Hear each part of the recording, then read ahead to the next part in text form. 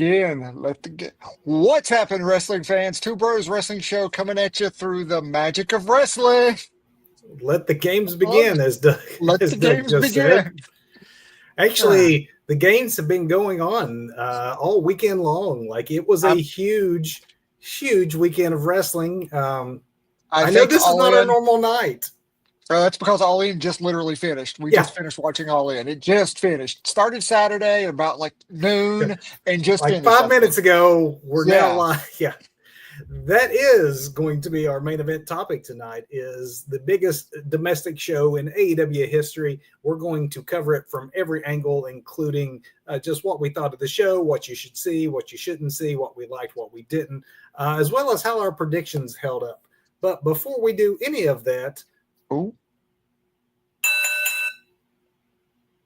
it's time to hit that opening bell. We got a lot of news. Injury news a lot coming out of this weekend. We'll get to that towards the end, though, but because I want to start with maybe a bit of a surprise, because, you know, as we stated to start out, we had All In. That's our main event. WWE had a big weekend, a ton of shows. So what are we going to start with in the news? How about some TNA? Awesome. Let's do it. Switch it up. TNA has their biggest show of the year coming up, and that is Slammiversary coming up this weekend. And because of that, TNA president Carlos Silva has been making the media rounds, and with each interview, he's created more and more news this week. Got a lot of attention for himself, despite what all else was going on in the wrestling world.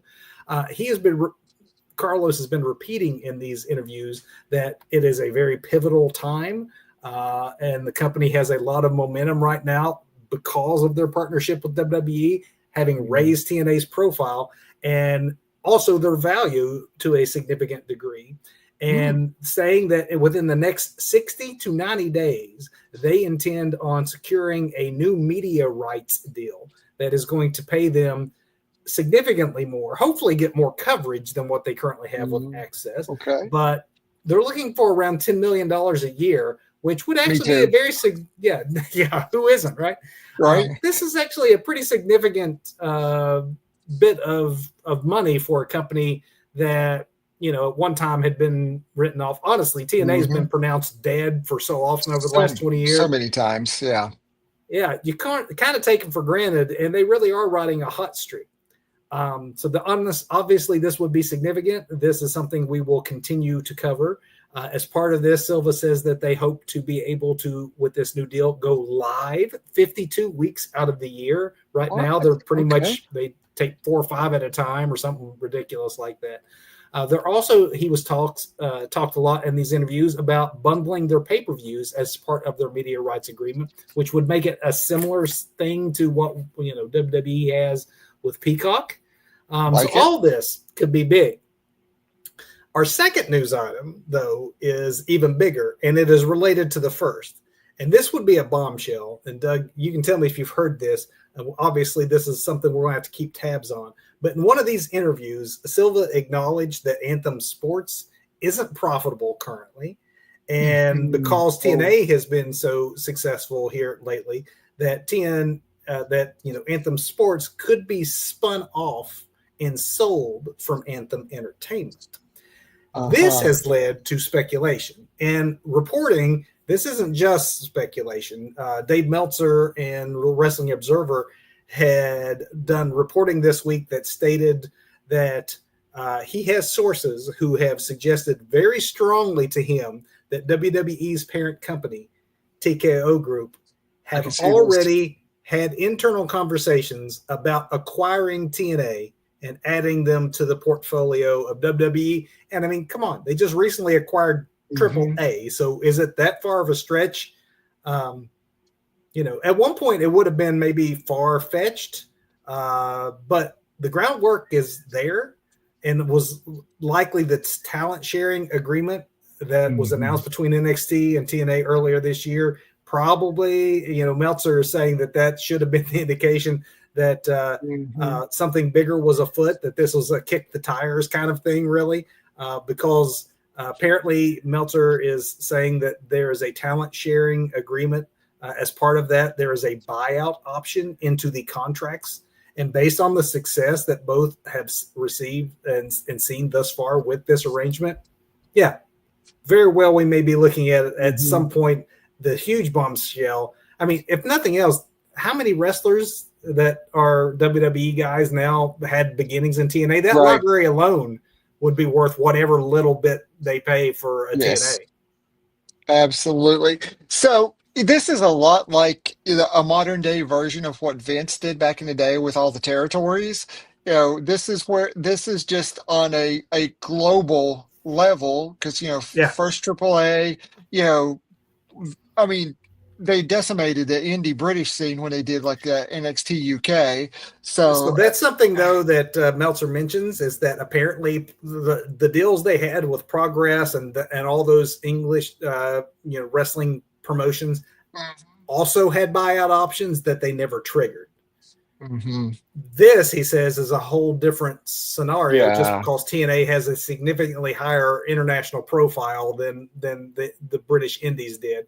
And the proof in concept, if you watch either TNA or NXT right now, there's so much crossover. You're sometimes not sure which show you're watching. And it's great. Honestly, it's been fantastic. So why wouldn't you bring them into the fold? Right. So I have a harder time believing this won't happen than it will happen, but I'm curious to see where it goes. Yeah. We'll definitely keep tabs on it because this would be a huge news story if it ends up coming to fruition. Yeah, definitely would be the story of 2025 if TNA got acquired by TKO Group. Moving on, Fightful Select is reporting that WWE is in line for a huge theme park partnership. This has not yet been announced, but WWE is reportedly collaborating with Universal Studios for a WWE themed attraction at this year's Halloween Horror Nights event, which takes place at Universal Orlando Resort on select nights between August 2nd and November 2nd. No word on what the attraction will consist of, but I'm going to say you can safely assume The Undertaker is going to be involved at some level. This partnership is a first of its kind, and Halloween Horror Nights is hugely, hugely popular at Orlando and at Universal. So something like this is another one of those things that with the new high profile that you get with TKO that you didn't maybe have before. Yeah. So make your plans now. Shayna Baszler has returned to WWE after only a few months. She was released, if you remember, back in April as part of the post-Mania cuts they do often, but reportedly was backstage at this week's NXT in a producer role. No word yet on if this was an audition or a permanent return. It's fairly common for WWE to bring in prospective producers and let them it's really shadowing before making their full commitment. So if that is the case, then best of luck to Baszler, who I always I liked her. I think especially if she's producing the women with her legit fight background, she could make some of these ladies who might not know how to lay it in wrestle a much stiffer, more realistic looking style. So I think she could be good at this. Yeah, I often thought that she had like the female Brock Lesnar potential there, and they kind of would book her like that, and then just pull it back from time to time. I never understood that push pull booking there, but good for her. I hope she lands something. Hope so. Then we're going to end our opening bell tonight with the injury news I mentioned up top. All this coming out of the weekend. The odd and sudden ending on Saturday night's main event to that Seth Rollins LA Knight match appears to be a legit injury to Rollins. There has been some speculation. Meltzer's one that's saying that he has some folks saying don't believe everything but the doctors involved. The match had an odd finish. It looked potentially bad. The circumstances obviously were not ideal on live TV.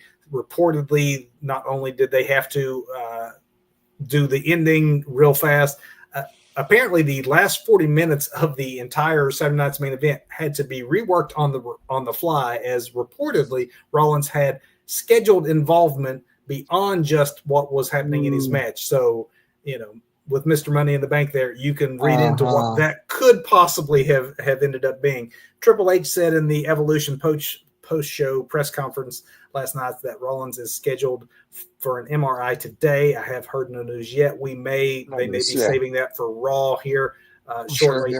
Yeah. Which, by the way, we are going to get you off in time to watch Raw, so thank you for pre-gaming with us. The Yes, last bit thank of you. injury news is related to Adam Cole, and I say we address that when we get into our main event since he's a Yeah, part that's good. of the show. Yeah, Yeah. because that one's coming out of All in Texas, which is our main All in event topic for Texas. tonight. The largest U.S. show in the history of AEW wrestling. Doug, before we even get into the matches themselves and what we got right, what we got wrong, it is your biggest U.S. show ever. I'm going to just go ahead and say it looked like their biggest U.S. show ever. I thought it looked good Hmm. on screen. The production, the way they had the arena set up. Obviously, we're not talking WWE style numbers, but still, it looked like a big deal main. Your Yes, WrestleMania. I hate to do yes. that to them, but it looked it. But I mean, it is essentially their WrestleMania. All in is the AEW equivalent of that. And they definitely brought that. It had that presentation, that big feel, but it was also an AEW pay-per-view and a grand AEW pay-per-view. I Yeah. was watching some reviews earlier today. Do you know how long, including pre and post shows and 0 hour, this was, Kevin? Do you have any Wait, what idea how long this whole thing ran, was including the it? pre and post? Okay, if you do post, I want to say 9 hours. 10, yes, 10. 10. I Yeah. think I think the pay-per-view itself was 6. Got a couple Yeah. hours pre and a couple hours post. Yeah. I will admit to 7 hours of that myself, but I got the 6 in, and then I was done. I was exhausted after that main event, it but it was was it was all exhausting. But if you're just looking for a non-spoiler before we get into who won, who lost, it's 6 hours. It's a commitment, but we've said it many times. AEW does pay-per-view like mhm. no other. Even Yeah, if it does absolutely. tend to be overbooked a little long, you could definitely make that argument. I would say that if you want to watch the last half, you see the most important stuff. But Yes. there's nothing I would say was bad in this. They do pay per No. view so very well. It was good from the start and just got better as it went along. It's a must watch for Mhm. me. A big thumbs up from this bro. Absolutely. Same here. Same here. Because we've said it before. They don't do bad pay-per-views. They could get a little long. They can get a little It got overbooked. along. But I mean, AEW has great wrestling, and it makes me worry about so many of these talents. The way they just push and push and push. No wonder that the injuries come from AEW so often, but that's neither here nor there. It'll be later though. But yes, for Yeah. me, absolutely. Show you want to watch. Last 3 matches, what they refer to as the triple The main triple event. main event. Yeah. Definitely the triple main event. The triple main event. I've got like so many notes here. We're going to get people off for Raw. Let's just get into the nitty Yeah, I know. gritty We of it. got to go because yeah, let's do it. So, first match, we have the Trios Championship, the Ops defending against the Death Riders. Yep. I I have in my notes here, and I know sometimes arena shows can sometimes lose the volume, but when you talk about the big shows, the manias, the Hmm. things that people are just excited for before they even start, it looked like a big show, but I thought for the first match, it took a while for the crowd to sort of It did. warm into. I don't know if they were already tired from the pre-show because by this Right. point they've already been watching, at least an hour, hour and a half of Hmm. wrestling. So yeah, the hard work from these guys definitely got the crowd involved, but they were a little quiet to start. It wasn't the hot start you would maybe have expected from an All Right. In Texas. It really Um, wasn't, but it got there. I did like Excalibur, how he framed it, like why we're starting with this. I like the Hmm. framing of the Death Riders starting and the Death The Riders book ended. ending, the Yeah. book ending. I'm like, okay, now that makes this booking make sense because I'll be honest, Hmm. I really thought were probably starting with one of the Casino Gauntlet matches, Right? Yeah. and they didn't. But it made sense when he explained it that way. And it's an all in, so Joe's got to start it. So that just seems to be a thing. That's true. I didn't think about that. Spot of this match for me that I want to call out was Powerhouse Hobbs, while on another man's shoulders in a position to be given the Doomsday device, catches Willer Yuta. Nope. That Yuta. was so impressive. That was just an impressive bit of athleticism and strength. This first match, as we noted, got off maybe without the crowd, but by the end, the first This Is Awesome chance of the night. Then a huge pop for the Muscle Buster from Joe.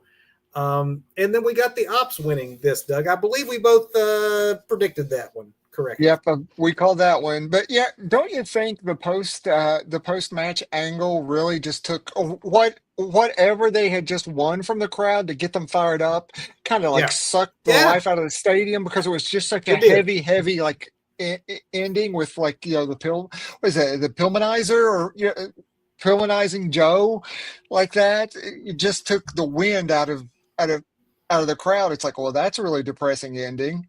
We had a stretcher angle with Joe, which is an angle. He was not legitimately hurt, but I do wonder, Doug, if this is I don't know. Is it time for another season of Twisted Metal or something? Like, is Joe being written off? Right. I don't. Just happened in the past, but definitely kind of an ending that was effective, but maybe not effective in wanting to keep the crowd hot, because they definitely seemed legit concerned, which is the point, I suppose.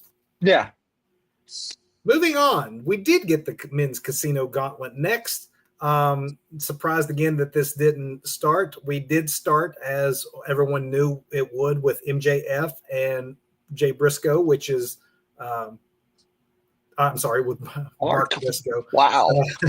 Yeah. Obviously, the way they had framed this over the last couple of weeks, that was the storyline. It was MJF and Mark evoking Jay Briscoe, and that always makes me uncomfortable. But the crowd was into both of these guys, though. There was no needing to warm the crowd up with this. As soon as there was MJF with the heel heat, and Mark Briscoe, who is, one of those national treasure kind of wrestlers, right? The crowd was into this. The crowd was into Bandito. I know we're in Texas, but man, Bandito and Mystico, the Luchas were over huge in Texas. Obviously, a match like this, Doug, is spots over psychology, which, can be understood. I did think that there was a couple of, when you talk about the fact that people are going to remember spots more than they remember any psychology of the match itself. Takeshita with that double knee spot. Oh, yeah. All that flying, taking out Ricochet in midair. Takeshita is just underrated, honestly. But I thought he had a really good showing. We talked before when we did our preview of this one that these kind of matches tend to be like, here is an avenue for surprises and returns, and that's what you use these kind of matches for. We knew that there wasn't maybe the big ones hanging out there, but they did have some returns and surprises. We got the Guns. We got Juice Robinson for the first time in a long time. I presume they were telling us the truth that was Juice Robinson. Exactly. It's like, are you sure that's Juice? Does Tony know that's Juice? What's going on? He looks completely different, clean shaven, doesn't he? Yes, he does. In the end of this one, Doug, MJF steals the victory from Briscoe. So the story that has been the seeds for this match, and the story that was the start of this match, played up right to the end. I'm actually shocked. We joked how these are impossible to predict, and yet somehow we actually got this one right. We got this one right. This was entertaining. I mean, it wasn't slow. You certainly can't say that there was a slow moment in something like this. This is one of those things where it's like it's the AEW version of the Royal Rumble, Yeah, and and it's except with just odd timing instead of like every 3 minutes or whatever. It's in a random. random interval. We're going to just cue the next guy's music and send them out. But and with that, it kind of starts to blur together a little bit, and then there's few standout spots that you remember, but overall, it's like okay, what just happened? Okay, yeah, MJF won, got it. And the right guy won. I mean, you could say if you're talking about world title shots and where we go as far as your Mhm. contenders down the line, MJF as the guy holding that position, that makes all the sense in the world to me. Mhm. Moving on to Yep. the TNT title, Doug and I predicted this one based on the fact that it was supposed to be Adam Cole and Kyle Fletcher. Instead, what we got was a four-way with Sammy Guevara, Dustin Rhodes, Kyle Fletcher, and Daniel Garcia. So, as we mentioned up front, poor Adam Cole. This match starts with Adam coming out and Again, relinquishing. another super heavy moment here, to bring everybody down. It was because it I was understand legit this, emotional. right. This I understand why it was done more than that like spot to bring, to bring everybody down right after like a hot opener that they had to Because that was work scripted. for. Yeah, right. And then you got Adam This is coming very out to, yeah, and just being so damn sad, man. and legit. Like he said, I've been having health problems. I can't perform. I am not in the headspace to call it a retirement, but he very much gave the indication that Pretty, this yeah. could end up being it. So automatically, folks are like, what's going on with Adam Cole? There was an outpouring in the wrestling community from folks Hmm. across companies who, have worked with Cole in the past, knowing what a good dude he is. So the word is that apparently what we're looking at is sometime within the last week is that Adam Cole suffered another concussion. And when I say another concussion, the long period of time, what was it, 8, 9 months, maybe Mm-hmm. going on a year, that he Yeah. had been out because of a consecutive number of concussions that he had received. So the decision was made Saturday, in fact, to pull him from the contest and to just like, let's take a step back and see what we need to do to get this man healthy. Obviously, what is he, 36, 37, somewhere Hmm. like, going into his late 30s, harder to come back. He keeps getting concussed. Doug, this might be the end of Adam. And if so, the style he's wrestled starting in Ring of Honor and then through NXT, Hmm. and he's wrestled hard for a very long time. If his body gave out, it would be understandable, but it would be a huge loss to the wrestling world. I would like to think that even if he can no longer have in-ring action, there's still a place for him in wrestling, whether it be as a producer or on-air talent or, like as a, ma- I hate to see him as a manager. Didn't Vince want to do that to him at once upon a time, make him a manager, have him cut his hair and just let him talk because he was too tiny to be anything else? I don't see that role for him, but maybe commentary, something. I want to see Adam Cole on my TV doing something wrestling related if he can't get back in the ring. So best of luck to Adam Cole. And you are Absolutely. right, it definitely put a heavy burden on the four men that were trying to get the crowd back into it, because it actually took a while. A double um, there was a double figure four reversal that ended up in the two guys who were doing the reversing doing in a slap fest, and that is the kind of thing that would have received a big response, Hmm. and it was a very muted response. And I think it was because at that stage, folks were still digesting what was wrong Yes. with Adam Cole, probably on their phones. What's wrong with Adam Cole, right? Hmm. Um, but the crowd did wake up when everyone, started to, pile up on Kyle Fletcher and kick him in the balls. Yes, they did. When everyone kicks Kyle Fletcher in the balls, I mean, it just wakes everyone up. It does. It does, especially when two of the three people doing it are from Texas, and you're in Texas. And that really plays into the story of what this It match ended does. up being. I know when we thought it was going to be Adam versus Kyle, it was pretty obvious to all of us it is Kyle Fletcher's time. They probably adjusted the ending and just are going to hold off on Kyle Fletcher because one, Hmm. the injury, and two, we're in Texas. And so what we ended up with was, chaos and a Dustin Rhodes roll up to a mammoth pop in Texas, the first Hmm. single gold that Dustin at this age, winning gold in AEW for the first time as a singles performer. I mean, I believe that yes, there's some wrestling acting there. He's a Rhodes, he's good, but Hmm. I do think that there's some real emotions he was tapping into to get that, and I Right. Yeah, going, yeah, yeah. this makes again all the sense of the world to me. This is the right guy in this moment. It might not be a long run, but I think it's going to be a memorable. Whatever they do with it will be memorable, just because it's going to be fun to see what they do with it. And Dustin winning in Texas was great, and I had no problems with them maybe holding off pulling that trigger on Kyle just yet. It's understandable. They needed a feel good moment with coming out of that match. You can't give one of the biggest heels or future heel of the company right behind MJF. You can't give them a win after that. No, You give them a homegrown Texas boy. On top of that, you give them a Rhodes, give him the belt, and let him do something with it. Let the crowd pop and give him a feel good moment to bring him back up again. let's see what they do with it. Doug, just by the at this point in our pay per view, we're at hour 12, 13, something at Right? this Yeah. point. Yeah. Um, this is where you can tell that we're getting into the heavier part of the bill just by the fact that the entrances start to get way more elaborate. And when Hmm. they do that, okay, this is the signal that we're supposed to know these are our WrestleMania style entrances for our WrestleMania styled event.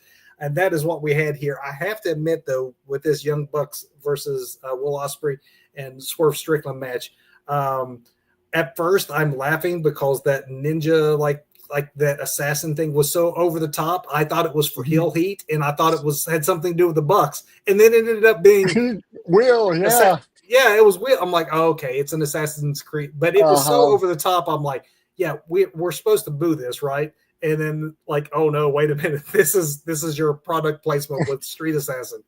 Yeah, it's like, oh no, no, no, wait. Here's the hill entrance that you totally get a boo. It was a hilarious entrance, the whole like the assassins thing. But you are correct. The entrances only got more elaborate.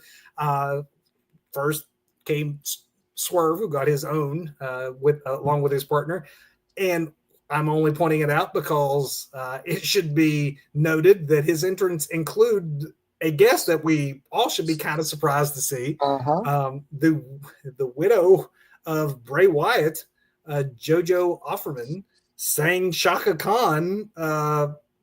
Shockingly, I mean, not that I knew she wasn't a good singer, but Right, that right. wasn't on my bingo card for All in Texas. I was super confused at that point. Uh, What's going on? what am I seeing? Is that JoJo? Wait, what?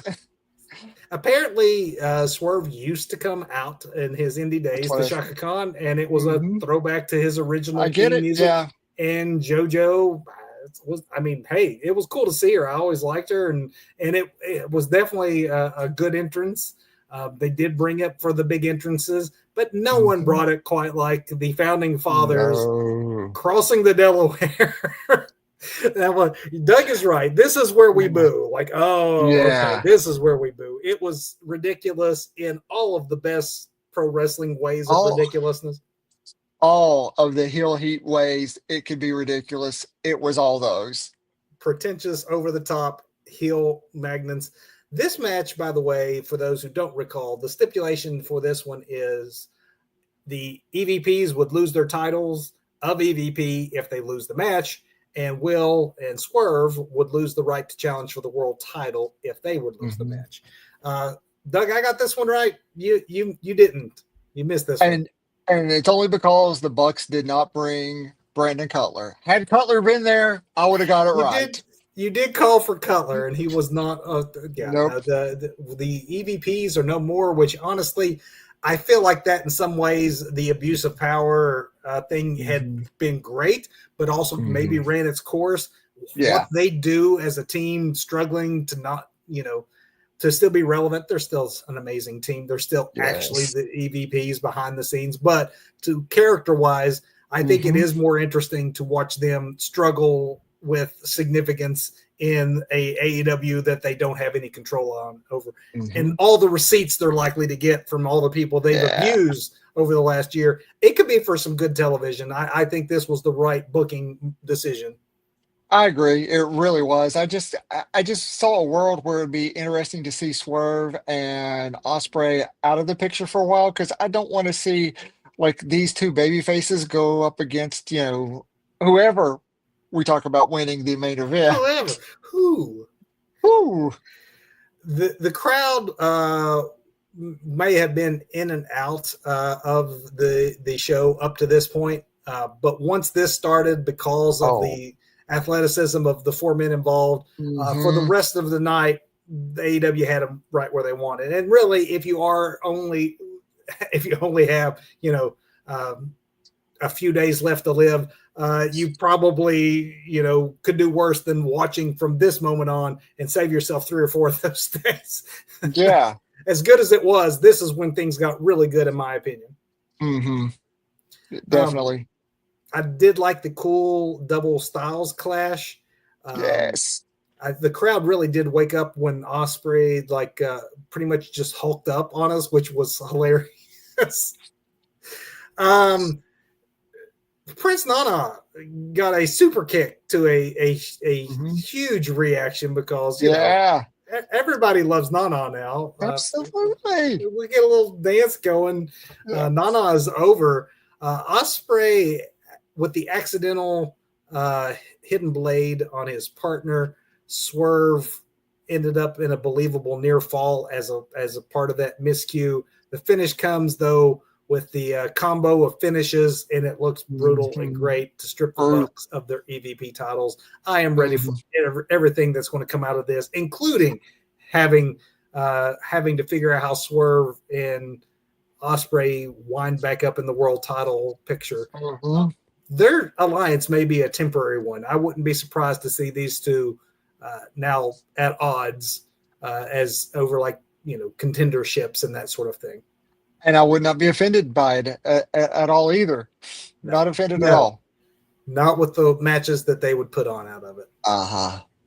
The women's gauntlet match, Doug, the casino gauntlet is next. I said that folks were, I don't know that this one was quite as good as the men's, but these matches, I mean, what they do lack in psychology, they are about moments, they are about surprises, they are about how much we as fans love counting.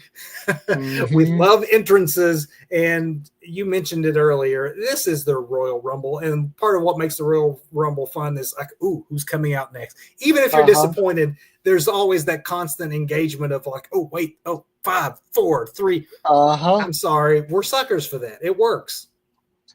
And for me, I don't know about you, the best part of this women's gauntlet match was Sky Blue, who wasn't in the match, but was totally in the match. Let's talk about how many people were not in this match that were actually in the match. They Yes. didn't have this problem in the men. So we start with Megan Bain and Chris Statlander, which we all knew was going to be the way it starts. But then we get our first return that was unexpected with Harley Cameron. Um, Julia Hart comes out with Sky Blue. Julia Hart does her Undertaker old school thing, and next thing you know, we got um, Sky Blue's in this match. Harley Cameron's in this match. Penelope Ford, who also was not in this match, was in this match. There was a lot of the people that were seconds getting involved in this match. Hmm. I'm not sure why they didn't just. I mean, you can have as many women as you want. As you said, there's no number, there's no set time. It's just very random Yeah. as far as go. Just make them part of the match. I mean, and this pay-per-view did last for 3 days anyway, so it's not like they were pressed for time. Yeah, right. Um, as far as moments goes, I think we can say who has good showings. I do think that Sky Blue, despite not being in the match, Hmm. was looked great. Athena, obviously, very over in Texas as soon as she came out. We got Shuri made her AEW debut. Alex Windsor made her AEW debut. So Again, maybe not the huge like shocks and surprises of defections in the past, because quite honestly, Mm-hmm. no one right now is leaving Triple H land to come to see Tony.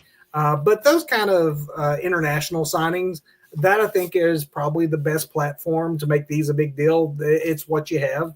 And both these ladies are super talented. We'll see where it goes. I did like the double tarantulas. I mean, Yes, Tekla and Julia that's what both. I was about to say. Yeah, Yeah, it that looks looked good. really So good. that's a cool spot. And then the power bomb to the outside on the pile of women. That was the spot of the match that Statlander pulled off on a ginormous competitor in Megan Bain. Mm-hmm. And you get her over on top of all those women. That was, I think, the highlight of this one.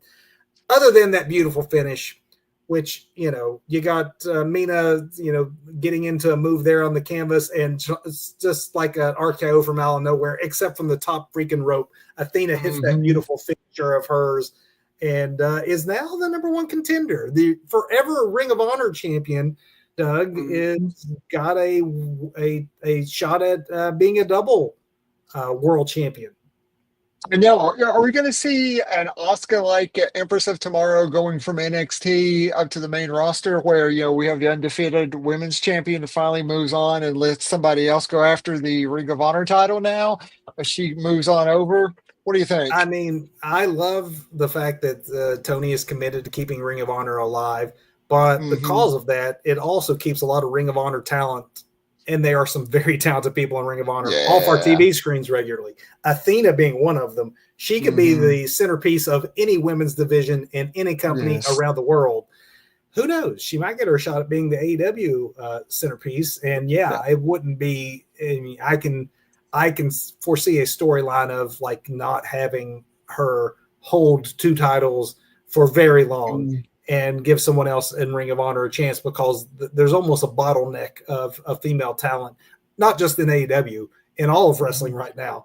We're Hmm. seeing the fruits of this women's revolution of the last 10 or so years, Yeah. and more women than there are titles and storylines for them currently. Hmm. Moving on to the tag team championship match, we have the Hurt Syndicate defending against Jet Speed and the Patriarchy. When we talk about entrances, I guess we should mention that there was a live entrance, a live performance entrance for the Hurt Syndicate that included an MVP getting in on the rap game. So kudos, I guess. Sure. Although, I have nightmares about we hurt people now. We hurt people. We hurt people. Stop They it. they they do hurt people, Doug. Yeah, they do, but Have you their song heard doesn't that need to they hurt repeat it people? many times in that 17-hour pay-per-view. First big move of this match was that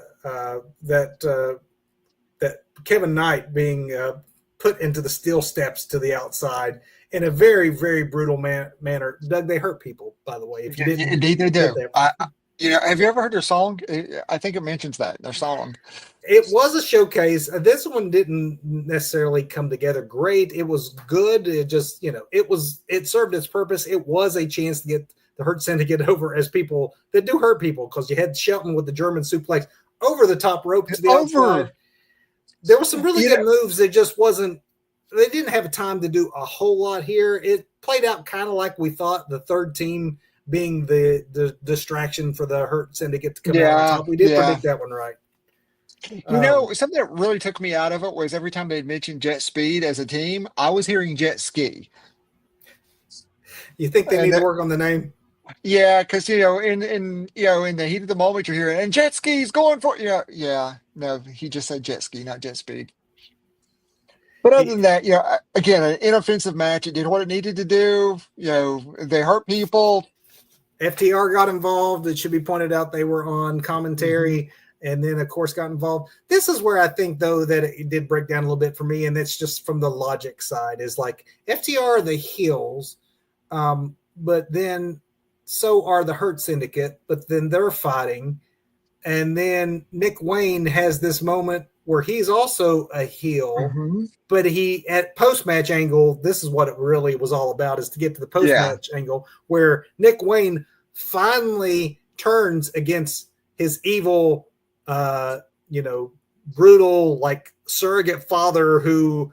So now we've been waiting for that moment of like he's had enough, and that then making the save was a returning Cope who Yeah, was a face, which kind of makes Chris like who's the heels and faces in all of I this? don't know. It's like Nick Wayne had like a triple turn in like a matter of seconds because he goes from heel to babyface, finally given the evil father figure that is comeuppance, but Yeah, then immediately goes back to heel because they're gonna Pillmanize him now. It's like or no, they're gonna do a concerto on Christian. And then Cope's music hits, Cope comes out, and I'm like, they can't just reconcile that quickly. Fortunately, Tony didn't hotshot the reconciliation, and it was a good no, callback at that's that true. point.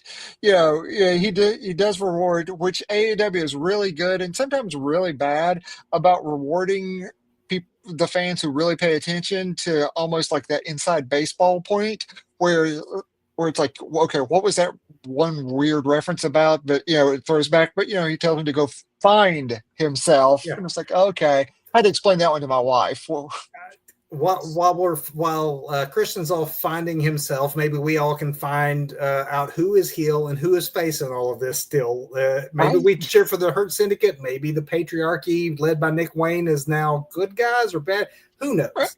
I don't We'll know. sort it all See, out. We'll all go find out, just yeah, like we're all gonna. Christian finds out. Yep, we're gonna go Which, find it ourselves.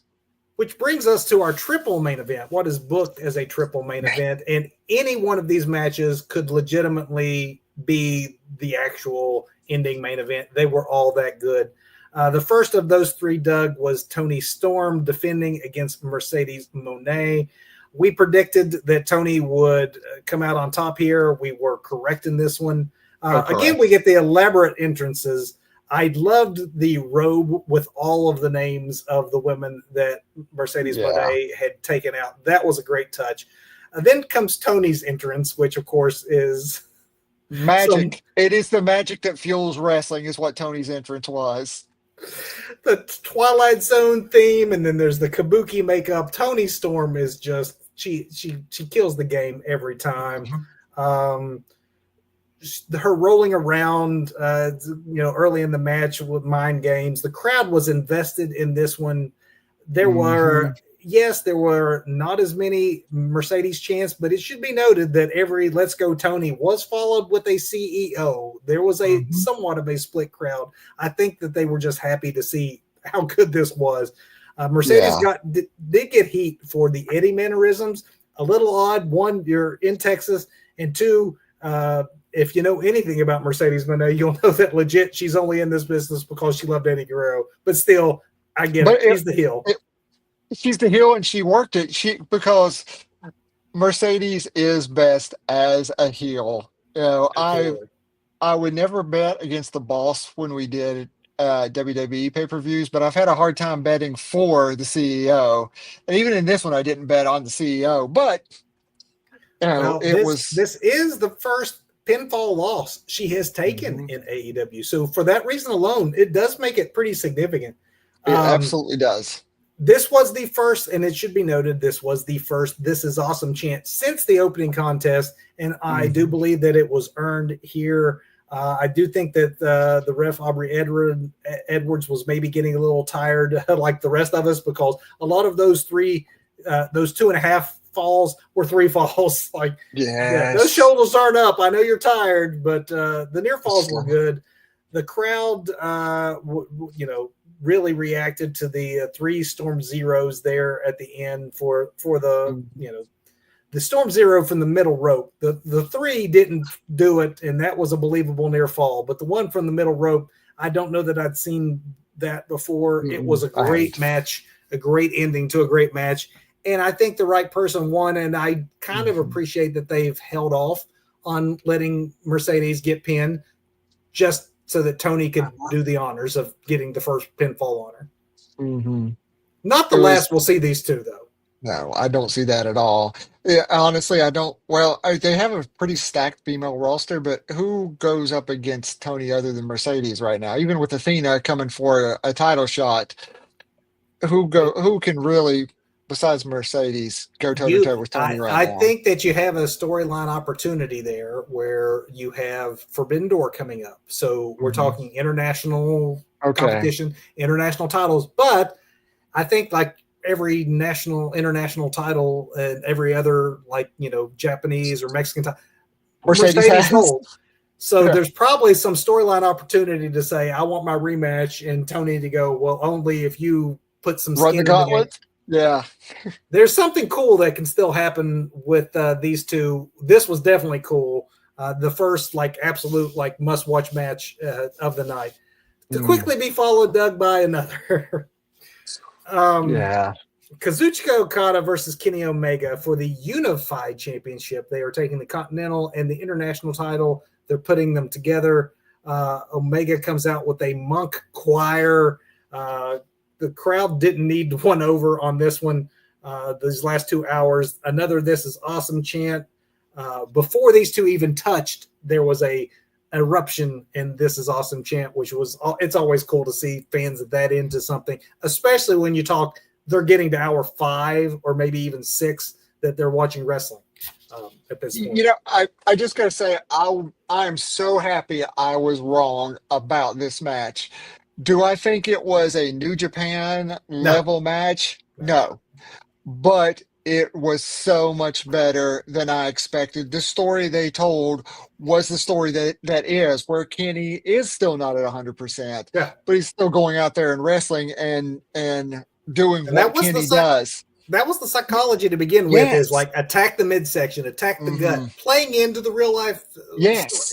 it worked to the match's benefit to maybe Hmm. not need to be as chaotic and as Yes. fast as the years passed, but still tell a very, very amazing story. There was a beautiful top rope drop kick to the back of Okada's head. The V trigger near falls, I think, is what really started to get the match into the next Mhm. gear when you had that hope that maybe Kenny can overcome his diverticulitis. Right. Amazing visuals of Omega on the top rope with that German suplex.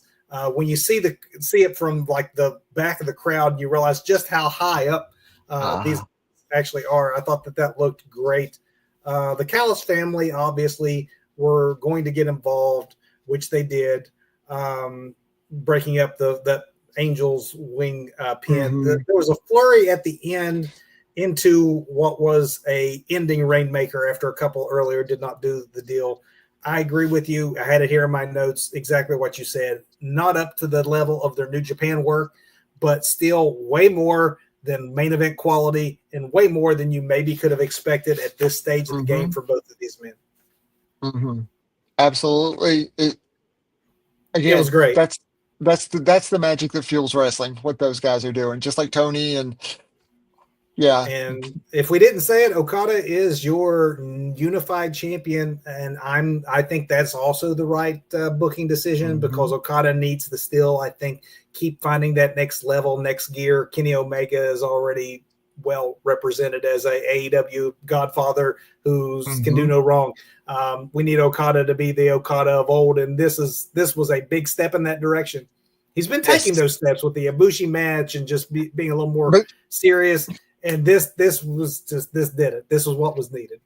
I hope this Okada continues in AEW because this is the Okada I want, not the I'm the goofy Okada as part of the Elite was fun, but I'm over it. I'm so over it. I want to see more of this Okada. Let's see more of it as the unified champion and see where Kenny goes from here. Hmm. Which brings us to our main event, um, or the last of our 3 main events. But what Hmm. goes on last is your main event. This is the main Yeah. event. We wanted Texas Death, and boy, did we get Wow. Texas Death. Did we ever get Texas Death? For AEW World Championship, Jon Moxley defending against Hangman Page. This starts as a death match should start, and that's with a fist fight. Like these guys aren't going to go for a collar and Hmm. elbow. I always think that's so weird when two men hate each Right. other and then they So get much into a that match with standard. No, these men, they did exactly what you're supposed to do. Then we end up in a battle of silverware early on, Doug. man, come on. So I there was a picture taken of me as I was watching, and I thought this would just be so hilarious to share. At one point, this is me watching. Yeah, yeah, and protecting your own head from Yeah, forks exactly. No, no forks, because Hangman. Stop it. the visual of that fork going in and the blood just starting to squirt out. This is early in the match. I mean, they're blading within 5 minutes of what They you weren't. know is going They to were be a long match. Kevin. They weren't And blading. that They were wasn't blading. forking. Yeah, they were. They were forking. This was forking. We had an early introduction of barbed wire. We had a slam onto the barbed wire chair for Hangman. We had Moxley with a bucket of glass. And not like your normal shards of glass. Like this was like chunks of glass. The barbed wire grinding into Paige's back. And when you see it tearing, Moxley takes a backdrop onto the chair backs when they're set up like Yes. this Yeah. on the spine. We get Death Rider interference. That was what we Of course. expected would Yeah. happen. Shafir ends up through a table. She gets a toolbox out that gets used. I did think it was hilarious that JR, who we shouldn't have mentioned, came back Oh on yeah. commentary. They are. It was amazing and great to see the one and only Jim Ross, after his cancer diagnosis, be back. And I thought did a pretty good job, but it was hilarious to hear JR go, use some logic. I'm like, yeah, it's wrestling logic, JR. At this point, like, there's not a lot of logic to be had. Ospreay had Hangman's back, helped to fight off the Death Riders. The vertical suplex from the ring into the barbed wire tables was quite the spot. The butterfly suplex on Paige's head, neck on that chair, that was painful to me, had me holding my own neck.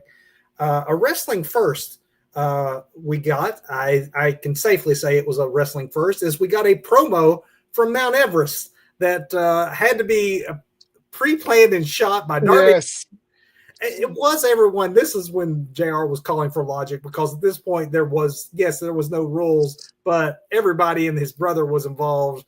Darby did drop from the ceilings. We got Daniel Bryan Danielson making a comeback. It was very cool because they teased Darby cutting his promo from Mount Everest, where of course he's got this big beard going on, and then there's a masked person that rusts into a ring, beard and all, and you're like, wait a minute, that's too big to be Darby, though. That's not what's going on here. And then the American Dragon shows up, and it's very physical, very physical.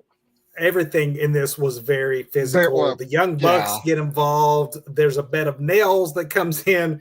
And then we probably all saw this coming based on all the reconciliation work they've been doing, but it's been great storytelling.